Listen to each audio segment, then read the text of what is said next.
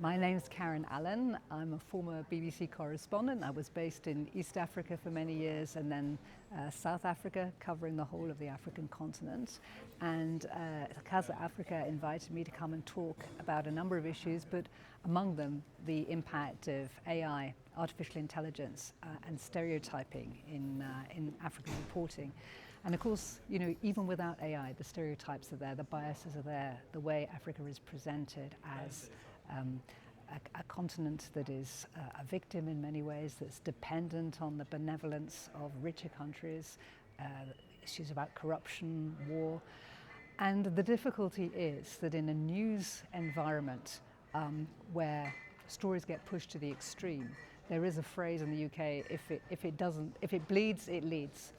And in many ways, we're speaking to African journalists here or Spanish journalists that are covering Africa, and you're almost preaching to the converted. The people that we really need to talk to about the stereotypes are the editors in the world's capitals, because ultimately they're the ones that we have to pitch our stories to. But notwithstanding that, I think there is a real danger that unless we are much more intentional in our reporting and we show Africa as a continent where there is huge democratic dividend, the possibility of being able to use a very young population not only as the future consumers but also the future innovators, and we see that already in stories about fintech, stories about Rwanda having the first, one of the world's first drone airports, incredible stories about the movie industry in Nigeria. Unless we do that, old stereotypes will continue to persist. And I think the difficulty is a lot of the AI models are only as good as the data upon which they depend, the training data. And so if the training data is already riddled with stereotypes and entrenched with biases, then that's simply going to get replicated. And the frightening thing, it gets replicated at scale because of the way AI is able to disseminate and publish at scale. And also the ability to be able to distort reality for malevolent reasons. We've talked yesterday about disinformation campaigns, and often those stereotypes get used to push a disinformation agenda. So I think we need to be really, really aware of that. Of course, AI can be used for good.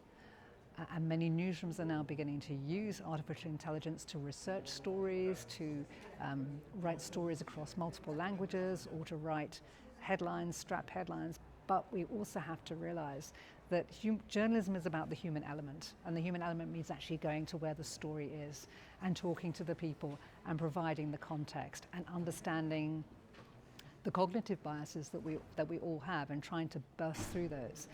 If we are chained to our desks as journalists and we're going to rely increasingly on information that is fed to us via an algorithm, there is a very, very real danger that Africa comes off, as a continent, comes off poorly because of that.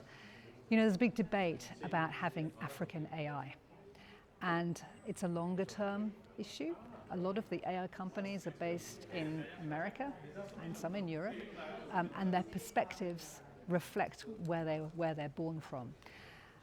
The difficulty is that it requires huge amounts of money to build AI systems in Africa that reflect an African voice, but it has to happen, and it has to happen. There's no getting around that, but it requires a lot of investment. And I think there is, in its infancy, there are companies that are beginning to do that, but there's definitely a hunger to shift the narrative at a time when we are increasingly becoming much more dependent on technology and AI technology as part of the whole storytelling toolkit.